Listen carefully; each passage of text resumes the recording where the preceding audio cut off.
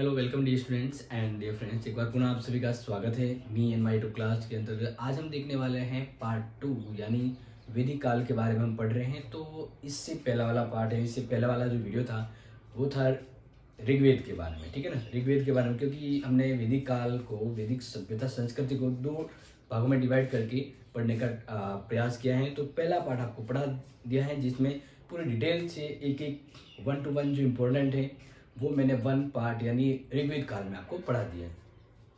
आज हमें पढ़ना है उत्तर वैदिक काल यानी वैदिक काल का सेकंड टाइम पीरियड, जिसके अंतर्गत हम कहते हैं कि, क्योंकि आपको पता है ऋग्वेद के समय को हमने डिवाइड किया है, ठीक है।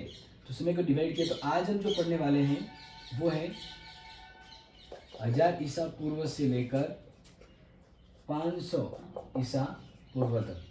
ये जो समय है, इस समय को कहा जाता है उत्तर वैदिक काल। उत्तर वैदिक काल, ठीक है।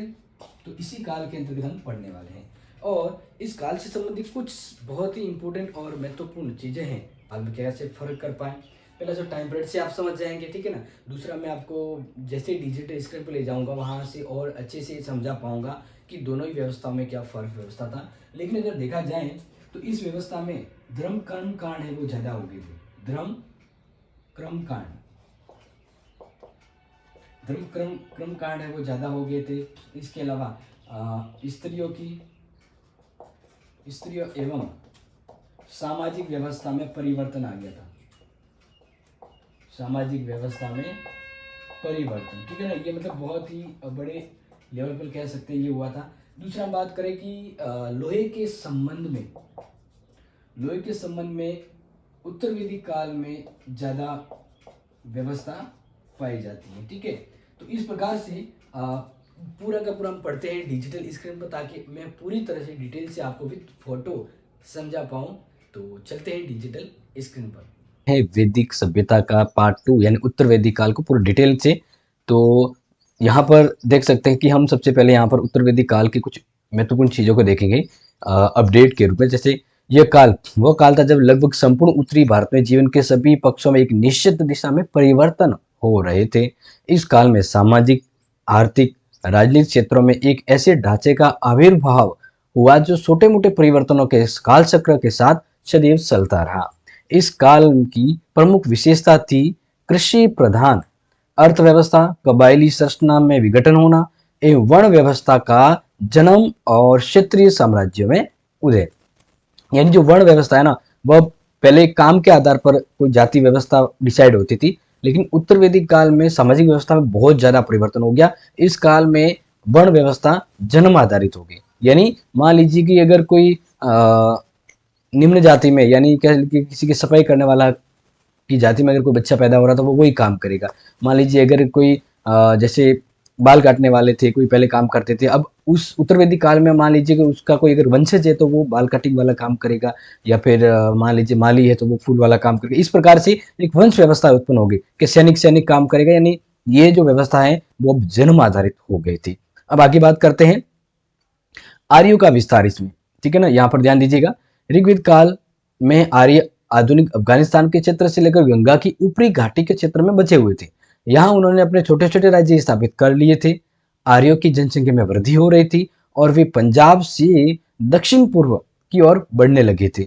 विद्यं के संघन दुर्गम वनों को काटते हुए वे दक्षिण की ओर बढ़ने लगे और इस समय उत्तरी भारत में लोहे का प्रयोग प्रारंभ हुआ था। लोहे का प्रयोग युद्ध शस्त्रों व कृषि संबंधी कार्यों में होने लगा था। इतिहासकार डी कोसाम्बी ने लोहे के इस क्रांतिकारी उपयोग पर बल दिया है। यानी उन्होंने इस पर बल देते हुए कहा है कि आर्यों के विस्तार का मुख्य कारण लोहा भी माना जाता है कि वो इस ओर आने लगे थे। इसके अलावा देखिए यहाँ पर तो राजनीतिक स्थिति को देखें तो यहाँ पे अष्टहोम यज्ञ हो रहे थे। उत्तर वैदिक काल के अंतर्गत राजनीतिक जीवन है, उसमें यज्ञ क्रम कांड वगैरह ये थोड़े ज्यादा होने लगे थे, यानी ज्यादा हो रहे थे, ठीक है। तो अब थोड़ा सा राजनीतिक जीवन को अच्छे से समझ लिया जाए ताकि आपके एग्जाम के अकॉर्डिंग एक एक चीज आपको डिटेल से पता लगे। तो देखिए, ऋग्वेद काल छोटे कबीले एक दूसरे में विलीन होकर बड़े क्षेत्रगत जनपदों को जन्म दे रहे थे। छोटे छोटे से ना जो ऋग्वेद काल के समय, वो अब एक साथ मिल रहे थे और बड़े जनपदों का निर्माण हो रहा था। जैसे पुरु व भरत मिलकर, ये दो छोटे अलग अलग राज्य थे, तो पुरु और जनपद मिलकर कुरु व तुर्वंश एवं किवी मिलकर पांचाल कह रहा है, यानी धीरे धीरे चार छोटे छोटे राज्य मिलकर एक पांचाल जनपद है वो बना। बड़े बड़े जनपदों के निर्माण में लोहे तकनीकी ने भी सहयोग दिया, यानी लोहे की वजह से कि भाई इस राज्य को वहां पर लोहे की जरूरत है तो क्यों ना हम दोनों साथ में आ जाए, इस प्रकार से लोहे का भी एक वजह थी जिससे बड़े बड़े साम्राज्य मतलब बड़े बड़े जनपदों का निर्माण हो रहा था। आगे बात करें, हस्तिनापुर, आलमगीर, पुर, नोह, अंतरखेड़ा आदि प्राचीन कुरु पंचाल प्रदेश से इस स्थानों में से लोहे की वस्तुएं प्राप्त हुई है। कुरु पांचाल के राजाओं ने अश्वमेध यज्ञ संपन्न करवाए थे, ये इंपॉर्टेंट है और इसको नोट कर लीजिएगा, ठीक है। आगे बात करते हैं, स्पष्ट हो जाता है कि विभिन्न राष्ट्रों ने अपनी अपनी सैन्य शक्ति का विकास कर लिया था। इस समय राज्य की देवी उत्पत्ति के सिद्धांत का विकास हो चुका था। ओके, और भी मैं आपको एक चीज बता दूं कि ये क्लास अगर आपको लाइक मतलब अच्छी लगती है ना, बिल्कुल लाइक कर लीजिएगा, क्योंकि ये एजुकेशन चैनल है, तो जितना आप सपोर्ट करेंगे उतनी ही ज्यादा बच्चों की हेल्प होगी, ठीक है। और दूसरा, ये अभी यूनिट 2 खत्म हो जाएगा, इसके बाद आपको टेस्ट मिलेगा टोटल यूनिट 2 से इंपोर्टेंट प्रश्न का, तो जुड़े रहिएगा और टेस्ट जरूर दीजिएगा। आगे बात करते हैं, यद्यपि राजतंत्र की महत्वपूर्ण शासन प्रणाली थी, मतलब यहाँ पर इस समय भी राजतंत्र ही महत्वपूर्ण था, लेकिन देखा जाए तो कुछ स्थानों पर वे राज्य नामक राज्यों का भी उल्लेख आया है। एक या एक से अधिक राजाओं में राज्य नहीं होते थे, ठीक है। राजपद सर्वाधिक योग्य व्यक्ति को ही मिलता था, यानी सबसे टैलेंटेड व्यक्ति ही राजा बनता था। और राजा के निर्वाचन में लोगों के हित की भावना को दिखाया गया है। उत्तरवेदी काल में राजा प्रजा के सहयोग व अनुमोदन प्राप्त करता था। उत्तरवेदी काल में राजा प्रजा से सहयोग और अनुमोदन, यानी कहता था कि लोग उससे जुड़े रहे और सपोर्ट करें, इस प्रकार की व्यवस्था थी यहाँ पर। इसके अलावा इस समय राजसत्ता में वृद्धि हो चुकी थी, राजसत्ता का पावर है वो बढ़ चुका था। सफल और कुशल राजा एक राष्ट्र विराट अधिराजा या सार्वभौम आदि प्रतिष्ठित पदों को प्राप्त करने का दावा भी करते थे, और वे वाजपेयी राजसूय अश्वमेध यज्ञों के द्वारा अपनी उत्तरोत्तर बढ़ती हुई शक्ति का परिचय देते थे, यानी बड़े बड़े अश्वमेध यज्ञ वगैरह करते थे और वो दूसरों को अपनी शक्ति का लोहा मनवाते थे कि भाई इतनी शक्ति हो रही है इनके पास। ये शब्द साम्राज्यवादी, जैसे आप राजसूय अश्वमेध यज्ञ यहाँ पर पढ़ते हैं ना, इसका मतलब ये साम्राज्यवादी का सूचक है जो उत्तरवेदी काल में नजर आता है। राजा की शक्ति पर धर्म, रत्नियों, मंत्रियों, सभा समितियों आदि का नियंत्रण रहता था, यानी राजा अकेला नहीं होता था, इस पर विभिन्न प्रकार के सहयोग और नियंत्रण की व्यवस्था थी। ऐसा प्रतीत होता है कि उत्तरवेदी काल में शासन अपेक्षाकृत अधिक प्रजातंत्रवादी था। और इस बारे में डॉक्टर अल्टेर का मत क्या है, तो वो देखिए। अल्टेर का मत है कि उत्तरवेदी काल में सभा, यानी ग्राम सभा, जो मैंने उत्तरवेदी काल में आपको ऋग्वेद काल में बताई थी कि ऋग्वेद काल में जो सभा बनी थी, उत्तरवेदी काल में भी सभा की अपेक्षा ये एक राजनीतिक संस्था अब ज्यादा बन गई थी। और समिति जो राज्य की केंद्रीय संस्था हुआ करती थी, संभवतः वह अब कानून निर्माण और नीतियों का निर्धारण करने वाली समिति हो गई थी।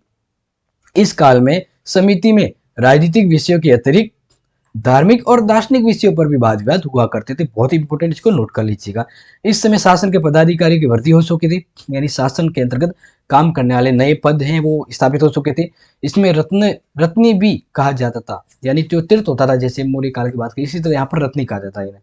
इनमें उत्तरवेदी काल में कौन कौन सी मतलब अधिकारी या पद नए हुए थे, जैसे संग्रहोत्री जो कोषाध्यक्ष थे, भागदूत कर एकत्रित करने वाला, सूत राज्य का वृत्तांत लिखने वाला, अक्षत्री राज परिवार का निरीक्षक, फिर अक्षक वाप यह सूत का प्रबंधक और हिसाब किताब रखने वाला। इसके अलावा गोविक वर्तन वन निरीक्षक, पालागल संदेशवाहक, और 3 प्राचीन अधिकारी सेनानी, पुरोहित और ग्रामीण प्रमुख हुआ करते थे। तो ये तो उस समय के राजनीतिक यानी राज व्यवस्थाओं में प्रमुख पदाधिकारी हुआ करते थे। आगे देखें तो देखिए, प्रजा की ओर से राजा को नियमित कर मिलता था, जिसे बलि कहते थे। क्या कहते थे? बलि कहते, यानी प्रजा उन्हें कर देती थी, जिसे बलि का नाम दिया गया है। इसके अलावा राजकर अन्न व पशुओं के रूप में भी दिया जाता था। न्याय का अंतिम निर्णय करता पहले की तरह वही राजा ही हुआ करता था, और जाति व कबीलों की सभा भी न्यायकारी करती थी। अब इसके अलावा बढ़ते हैं अब राजनीतिक जीवन पर। ठीक है ना। उत्तर वैदिक काल का राजनीतिक जीवन, जैसे कि आप इस फोटो में थोड़ी सी झलक है वो देख ही रहे हैं। देखिए अब यहाँ पे भी इंपॉर्टेंट चीजों पे हाईलाइट करेंगे। उत्तर वैदिक काल में आई यानी आया सामाजिक स्थिर जो परिवर्तन है वो काफी स्थिर देखा गया है। इस समय सामाजिक ढांचे में बहुत से परिवर्तन हो चुके थे और अब देखा जाए तो उत्तर वैदिक काल में जनसंख्या नगरों की ओर बढ़ने लगी थी, यानी नगरीकरण हो चुका था। यद्यपि अभी भी गांवों में लोग तो निवास कर ही सकते थे, यानी आर्य भी करते थे, लेकिन वर्ण व्यवस्था धर्म की अवधारणा का प्रचलन हो चुका था। जीवन को 4 कालों में विभाजित किया गया था। वेरी इंपॉर्टेंट, याद कर लीजिएगा कि उत्तर वैदिक काल में जीवन है वो 4 अलग अलग कालों में विभाजित हो गया था। और वो इंपॉर्टेंट है, सबसे पहला जैसे वो आश्रम बने थे, 4 आश्रम, ब्रह्मचर्य, गृहस्थ आश्रम, वानप्रस्थ आश्रम और संन्यास आश्रम। ये बहुत ही इंपॉर्टेंट है और प्रत्येक का काल 25-25 वर्ष माना जाता है। कहने का मतलब है जन्म से 25 वर्ष है उसको कहते हैं ब्रह्मचर्य, जहां पर वो ब्रह्मचर्य यानी शिक्षा व्यवस्था का शिक्षा अध्ययन कार्य करता है। फिर जैसे दूसरा है गृहस्थ आश्रम, ये 25 के बाद 50 तक की जो एज होती है उस समय वो गृहस्थ जीवन व्यतीत करता है एक व्यक्ति उत्तर वैदिक काल में अपने जीवन के सेकंड स्टेज में। फिर 70 मतलब 50 से 75 तक वानप्रस्थ यानी जंगलों में विचरण करता है, यानी गृह त्याग करके, और फिर लास्ट में 75 से 100 तक पूरे सन्यासी होकर जीवन यापन करता है। ये व्यवस्था उत्तर वैदिक काल में देखी जाती है। आगे देखें, ब्रह्मचर्य में अविवाहित रहकर शिक्षा ग्रहण की जाती थी, जो अभी जस्ट बताया वही है। और गृहस्थ में जनोपार्जन, संतोत्पत्ति और संतान का पालन पोषण होता था। वानप्रस्थ तथा संन्यास आश्रम में व्यक्ति लोक कल्याण में रत रहते थे। यह माना जाता है कि ब्रह्मचर्य का संबंध धर्म से, गृहस्थ का संबंध अर्थ से और काम से होता था, ठीक है ना। इसके अलावा वानप्रस्थ और संन्यास का आश्रम है या संन्यास का संबंध है वो मोक्ष से होता था, यानी किस वजह से ये डिवाइड किया गया था ये भी बताया। विश्व के अन्य किसी भी सभ्यता मानव जीवन का ऐसा उत्कृष्ट विभाजन कहीं नहीं मिलता है जो भारत की इस वैदिक कालिक परंपरा में मिलता है। समाज का स्पष्ट विभाजन था, यानी वर्ण व्यवस्था है वो अब जन्म आधारित हो चुकी थी, क्योंकि इसमें ब्राह्मण क्षत्रिय उच्च वर्ग में, जबकि वैश्य और शूद्र निम्न वर्ग में माने जाते थे। प्रथम जो वर्ण है वो विशेषाधिकार संपन्न थे, यानी ये ब्राह्मण और क्षत्रिय वो वीआईपी कैटेगरी में माने जाने वाली जाति या वर्ण थे। लेकिन उत्तर वैदिक काल में इनमें भी तनाव संबंध हो चुके थे। उत्तर वैदिक काल में ब्रह्म व क्षत्रिय के द्वंद्व का उल्लेख मिलता है। ब्रह्म क्षेत्र मतलब क्षेत्र, यानी जो ब्रह्म और क्षत्रिय वंश थे उनमें भी थोड़ा सा द्वंद्व कॉन्फ्लिक्ट है वो मिलता है। इसके अलावा देखा जाए तो वैश्यों का स्थान शूद्रों से उच्च रहता था। इन 4 वर्णों के अलावा अन्य वर्ण भी होते थे, ऐसा नहीं कि यही है, और भी होते थे। वैदिक साहित्य में आंध्र, पुंड, सबर, वास्त्य, निषाद ये भी कुछ वर्ण है जो आपको याद होने चाहिए कि और कौन सी वर्ण व्यवस्था पाई जाती थी। उत्तर वैदिक कालीन व्यवस्था वर्ण व्यवस्था कठोर नहीं थी, लचीलापन तो था ही, लेकिन अव्यवस्था के रूप में परिणमित हो गई थी। अंतर्जातीय विवाह का भी उल्लेख मिलता है। उसे वर्ण के पुरुष नीचे वर्ण की स्त्री के साथ विवाह कर सकते थे और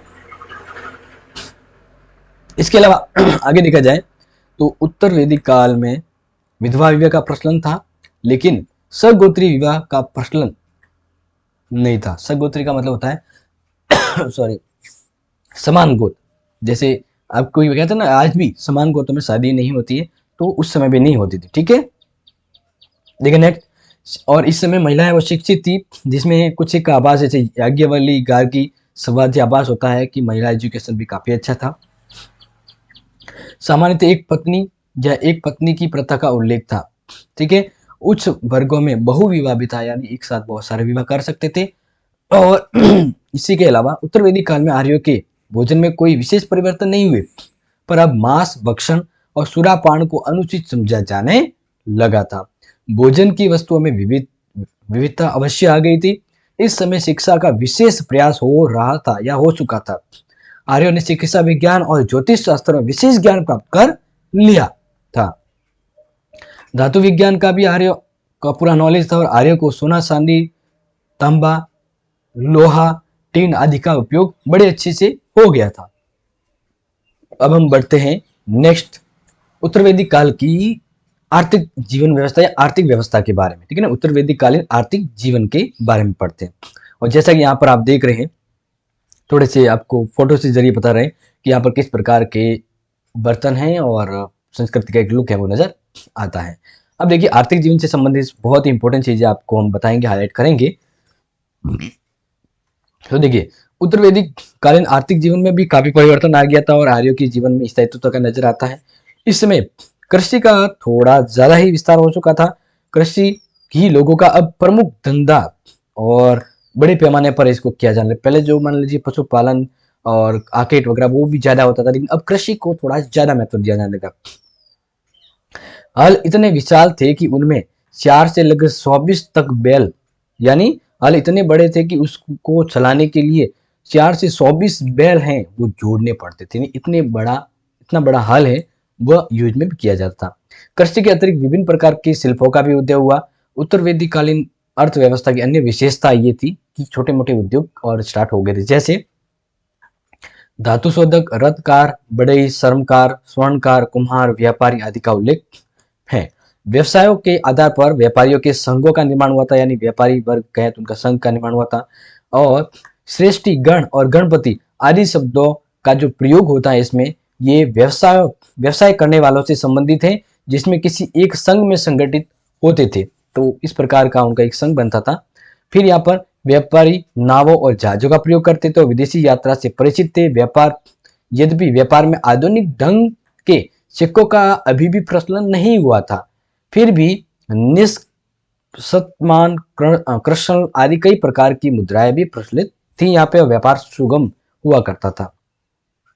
अब बात करते उत्तर वैदिक काल की धार्मिक स्थिति के बारे, यानी जहां पर हम बात करें कर्मकांड और अंधविश्वास का बहुत ही ज्यादा प्रभाव हो चुका था, और इसी को हम देखने वाले हैं धार्मिक जीवन के बारे में। तो इंपॉर्टेंट है, नोट करते जाइएगा। उत्तर वैदिक कालीन धार्मिक जीवन में परिवर्तन दिखाई देता है। नवीन धार्मिक विचार धाराएं, क्रियाएं, विधियों और परंपराओं का प्रादुर्भाव हुआ था। इस समय ऋग्वेद युग के देवी देवताओं का गौरव कम हो रहा था। यद्यपि प्रजापति का महत्व सभी देवताओं में अपेक्षा अधिक था। अब रुद्र और विष्णु का महत्व बढ़ गया था। इंद्र और वरुण का महत्व कम हो गया था। इस समय यज्ञों का रूप सरल न होकर जटिल हो गया था। अब यज्ञ बहुत थोड़ा जटिल और खर्चीले हो गए थे। पहले के जितना नहीं, लेकिन अब जो यज्ञ है ना, वो पहले की तुलना में ज्यादा टेढ़े मेढ़े यानी बड़े यज्ञ और खर्चीले हो गए थे, यानी कर्मकांड ज्यादा हुआ था। धार्मिक कर्मकांडों जैसे जादू टोने, वशीकरण, इंद्रजाल का प्रभाव बढ़ गया था। पुरोहित और ब्राह्मणों के महत्व में काफी वृद्धि हो चुकी थी, क्योंकि अगर धार्मिक कर्म कांड है तो पुरोहित और ब्राह्मणों का तो प्रभाव तो बढ़ेगा ही। आगे बात करते हैं। इस समय नवीन दार्शनिक विचारों का प्रादुर्भाव हुआ एवं षड दर्शन जिसमें योग, सांख्य, योग, न्याय, वैशिक, पूर्व मीमांसा और उत्तर मीमांसा का विकास हुआ था। इंपोर्टेंट अंडरलाइन कर देना। इन विचारधाराओं का प्रादुर्भाव उपनिषदों में किया गया। उत्तर वैदिक काल में अध्यात्म बाद के प्रमुख सिद्धांत जैसे ब्रह्म, कर्म, पुनर्जन्म, मोक्ष आदि का भी विकास हुआ। ब्रह्म को एक माना गया, आत्मा उसका ही एक अंश हुआ करती थी। ये उस समय व्यवस्था स्थापित हो गई थी। व्यक्तियों के कर्म से ही उसका पुनर्जन्म का निर्धारण होता है, और कर्मों के प्रभाव से अगर प्रभाव से मुक्त नहीं हुए तो पुनर्जन्म होगा, ये मान्यता रहती थी। आत्मा का ब्रह्म से आकार होना ही मोक्ष की स्थिति मानी गई। उत्तर वैदिक काल में तप और संन्यास पर जोर दिया गया। तप करने वाला वह व्यक्ति होता था जो सांसारिक जीवन को त्याग करके वन की निर्जनताओं में जीवन की आध्यात्मिक समस्याओं पर निष्ठा और एकाग्रता से मनन और चिंतन करता है। इस प्रकार वैदिक युग में दो परस्पर विरोधी विचारधाराएं चली थी। प्रथम जटिल कर्मकांड पर जोर दिया गया, वही दूसरी जिस पर तप, ज्ञान, ब्रह्म आदि की विशद व्याख्या पर जोर दिया गया। फिर इसके अलावा सूत्र ग्रंथों में ज्योतिष, व्याकरण की भी रचना हुई, और पुरातात्विक साक्ष्य में आर्यों के धार्मिक जीवन की पुष्टि होती है। इसके अलावा अंतरखेड़ा, कौशाम्बी, श्रावस्ती की कई खुदाई में ऐसे संकेत मिले जिससे आर्यों की कर्मकांडी व्यवहार का पता चलता है। यानी अब आप समझ चुके होंगे उनका धार्मिक जीवन के बारे में। अब बात करते हैं एंड ऑफ द लास्ट, जो समाप्त करने वाले टॉपिक पर है, कि अब हम बात करें कि सैंधव सभ्यता और वैदिक सभ्यता में अगर अध्ययन करें तुलनात्मक अध्ययन, तो क्या फर्क है। सैंधव यानी सिंधु सभ्यता, ठीक है। इसके बाद उत्तर और बात करें हम वैदिक काल, दोनों की अध्ययन भी करेंगे। तो वो शॉर्ट में ये आर्यों के आगमन से पूर्व भारत में सिंधु घाटी यानी आर्य से पहले सिंधु घाटी सभ्यता पंजाब, सौराष्ट्र, गुजरात और महाराष्ट्र के क्षेत्रों में संबंध विकसित सभ्यता के रूप में प्रसारित थी। इन दोनों ही सभ्यता की तुलना हम निम्नलिखित रूपों में करेंगे। पहला करते हैं धार्मिक जीवन। आर्यों का जीवन सरल और सादा था। वे ग्रामों में निवास करते थे, जबकि सैंधव निवासी नगरों में निवास करते थे। दोनों ही सभ्यता में निवासी सूती, ऊनी, रेशमी वस्त्रों का प्रयोग और अलंकारित थे। आर्यों के जीवन में गाय का बड़ा महत्व था, जबकि सैंधव सभ्यता में बैल को प्रमुख माना जाता था। ठीक है। और दूसरा यहाँ पर कि आर्य गांवों में निवास करते थे और सैंधव निवासी शहरों में। अब देखो आर्थिक जीवन में क्या फर्क था। आर्यों का जीवन आर्थिक व्यवस्था पर आधारित हुआ करता था, जबकि सैंधव सभ्यता है वो आर्थिक समृद्धि में उन्नत था, यानी व्यापार वगैरह होता, क्योंकि नगर थे। वे विभिन्न प्रकार के व्यवसाय करते थे। आर्यों को विभिन्न धातुओं का उपयोग पता था। वे सोना, चांदी, तांबे, कांसे के प्रयोग से परिचित थे। दैनिक जीवन में मिट्टी के पात्र भी बनाते थे। लेकिन सैंधव निवासी धातु काल में अत्यंत दक्ष थे। लोहे के उपयोग से वे अप्रसिद्ध थे। मिट्टी के खिलौने, बर्तन बनाने, उन पर चमकीली पॉलिश करने में वे भी अत्यंत दक्ष थे। कि सिंधु निवासी घोड़े के ज्ञान से परिचित नहीं थे, जबकि आर्यों को घोड़े का ज्ञान तो बहुत ज्यादा, यानी घोड़े का बहुत ज्यादा उपयोग होता था। इसके अलावा धार्मिक जीवन देख लीजिए। आर्यों की प्रकृति विभिन्न शक्तियों की उपासना करनी होती थी। धर्म कर्मकांड सैंधव जो जन थे वो शिव शक्ति को प्राथमिक मानते थे। आर्यों के जीवन में अग्नि, यज्ञ, हवन, कुंड का विशेष महत्व हुआ करता था और वे विभिन्न प्रकार के यज्ञ भी करते थे और अग्नि को पवित्र मानते थे। जबकि इसके विपरीत सैंधव सभ्यता में अग्नि, हवन, यज्ञ का कोई महत्व या वर्णन नहीं मिलता है, इतना महत्व नहीं था। ओके, देन नेक्स्ट बात करते हैं धार्मिक जीवन के बारे में। तो आर्यों में राजतंत्र का प्रचलन था। राज्य में प्रजा, वर्षल और जन कल्याण के उच्च आदर्श पाए जाते थे। सैंधव सभ्यता में राज्य सत्ता जनप्रतिनिधियों के हाथों में थी, यहाँ पर राजतंत्र नहीं था। जबकि आर्य यानी अपने वैदिक काल में राजतंत्र था। प्रशासन में विकेंद्रीय और शासन व्यवस्था में लोकतांत्रात्मक थी। सैंधव सभ्यता में राजनीतिक उत्तेजना, विलप, क्रांति की भावना नहीं थी और उनका राजनीतिक जीवन सुखी, शांतिपूर्ण था। जबकि आर्यों का युद्ध लड़ना जरूरी था। इनके हथियार पहने होते थे, जबकि सैंधव सभ्यता में अस्त्र शस्त्र सादे होते थे और वे युद्ध प्रिय नहीं थे, अपितु शांत प्रिय थे सैंधव सभ्यता के। बहुत से इतिहासकार सैंधव सभ्यता और वैदिक सभ्यता को एक ही मानते, लेकिन अभी इस बारे में स्पष्ट रूप से नहीं कह सकते, लेकिन दोनों में काफी फर्क है। अब देखिए उत्तर वैदिक काल और ऋग्वैदिक काल में क्या फर्क है वो देखते हैं। तो ऋग्वेद काल और उत्तर वैदिक काल ऋग्वेद कालों के आगमन के बाद का काल है। उत्तर वैदिक काल ऋग्वेद के बाद का काल है। तो देखिए यहाँ पर ऋग्वेद काल में क्या था जो उत्तर वैदिक काल में नहीं था। ऋग्वेद काल में कर्मकांड गौण थे, नहीं होते थे, जबकि उत्तर वैदिक काल में हिंदू धर्म में कर्मकांडों की प्रमुखता बढ़ गई थी, यज्ञ वगैरह ज्यादा होते थे। ऋग्वेद काल में धर्म और दर्शन में आने पर भौतिक क्रियाएं नहीं हुआ करती, जबकि उत्तर वैदिक काल में ज्यादा हो गई थी। ऋग्वेद काल में समाज पितृसत्तात्मक था, लेकिन स्त्री पुरुष विभेद नहीं था, जो अब उल्टा सुल्टा हो चुका था, यानी थोड़ा बदल चुका था। उत्तर वैदिक काल में ब्राह्मण और उपनिषद की रचना हुई थी, लेकिन यहाँ पर देखा जाए तो उत्तर वेद कह सकते कि जो ऋग्वेद काल है उसमें हुई थी, लेकिन इतनी व्यवस्थित रूप में नहीं हुई थी, क्योंकि उसमें ऋग्वेद का ही उत्पन्न हुआ था। बाद में वेदों का उत्पादन मतलब क्या कहते हैं क्रिएटिव, वो बाद में हुआ था। ऋग्वेद काल में सभी लोगों की समान सामाजिक प्रतिष्ठा थी, जबकि उत्तर वैदिक काल में आपको बताया था कि समाज में काफी विभिन्नताएं आ चुकी थी, परिवर्तन आ चुका था। इसके अलावा ऋग्वेद समाज का आधार परिवार होता था, जिसमें पिता, बड़ा भाई और परिवार का स्वामी हुआ करता था। तो ऑलमोस्ट माय डियर स्टूडेंट्स, आपको मैंने कंप्लीटली एक डिटेल आपको बता दी है, और ये जो गागर में सागर जितना ज्ञान है ना, इसको 1 से 2 बार और देखिएगा वीडियो, क्योंकि बहुत ही ज्यादा डिटेल से मैंने छोटी छोटी चीजें भी बहुत ही जबरदस्त तरीके से आपको बताने का प्रयास किया। आई होप ये क्लास अगर आपको एंटरटेनिंग अच्छी लगी है तो जरूर शेयर कीजिएगा, लाइक कीजिएगा। मिलते हैं आपसे इंपॉर्टेंट आपके ही क्लास को लेकर, तब तक के लिए thank you so much, take care.